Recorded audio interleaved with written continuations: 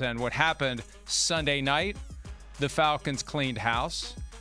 Monday morning, the next one, right after we went off air, Kevin Stefanski, the Browns coach, was fired.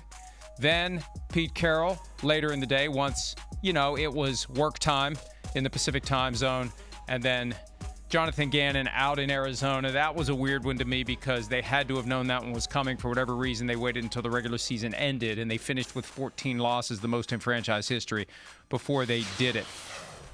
Let's start with Cleveland, because that's one of the ones that we expected. And here's how this happens.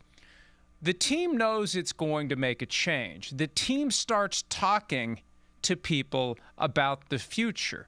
And it doesn't take much for it to trickle back to those of us who cover the NFL, and we catch wind of the fact that the Browns are making their plans for the future. And it doesn't take much to trickle back to us when the coach believes he's going to be fired. He starts telling friends and colleagues and others, I'm out. And if anyone would know he's going to be out, it's the head coach, unless he's ridiculously paranoid and he just got it wrong and just read the room wrong. Like if anybody's ever been in a situation, whether it's a job, with any type of an environment where you're about to be involuntarily ejected from it, it doesn't just pop up out of the blue. You have an idea that it's coming. Stefanski had an idea it was coming, and it happened. 6 years, Devin is head coach of the Cleveland Browns.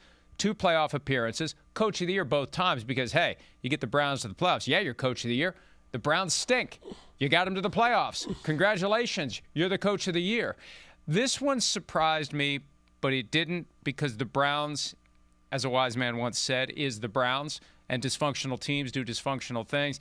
I don't know how Kevin Stefanski's the fall guy for all of the things that have flowed from one move, the single worst move in NFL history, and that's not hyperbole.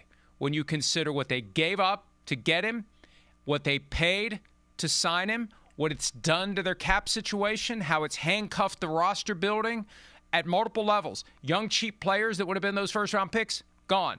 They're in Houston. And cap space that could have gone to veterans who were available? No, sorry, it's all devoted to Deshaun Watson.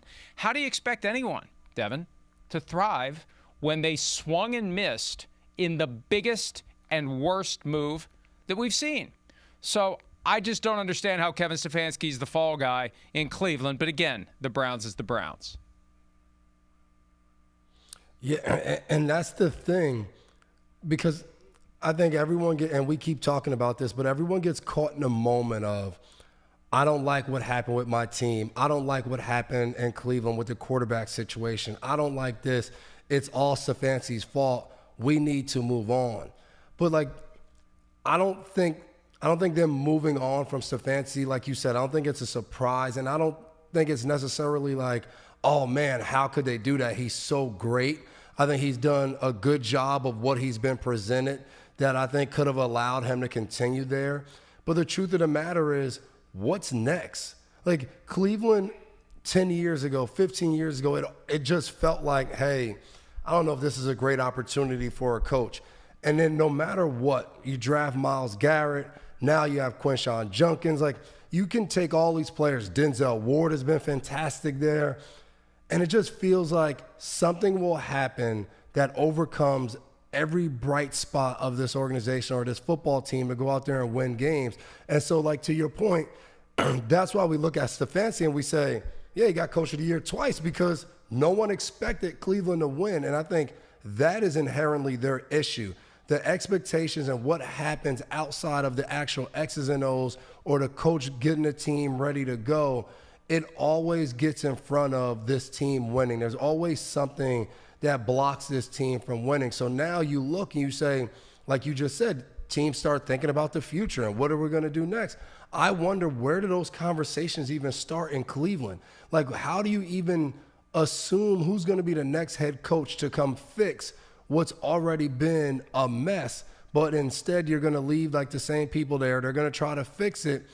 But it's like, unless you go get a veteran coach who's ran an organization or been in the organization for years, how do you find a coach, like a first-year person or a coach that had one other opportunity to now come in and say, hey, man, we have a cap issue.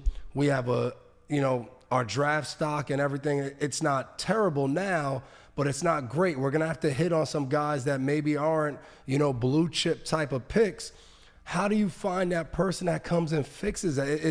It almost sometimes feels like, hey, man, this is an impossible job to get into. And I think that's what makes it so hard for some of these organizations, that each time they hit the reset button, the next great coaches that might be available, they look and they're like, I mean, I'll go there if I have to, but that's not really where I want to end up. And now you kind of just rinse and repeat and you do it all over again. So I honestly think this is probably, I don't want to say the worst, but it's going to rank towards the bottom of jobs that I think you would want to take over, even with some of the young talent that they found in the draft this year.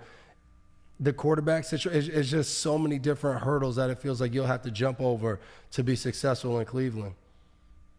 And they did well in the draft this year, from Mason Graham to Carson Schwarzenegger to Harold Fannin Jr. They have made some good moves, and maybe that's what saved GM Andrew Berry. It wasn't enough to save Kevin Stefanski. There were too many chefs in Cleveland. I think that's part of the problem. Paul DePodesta was there for a decade as the chief strategy officer, and frankly, none of his strategies ever worked out. Hi, it's Mike Florio. Thanks for watching PFT on YouTube. Hit subscribe for the latest news and analysis from Pro Football Talk.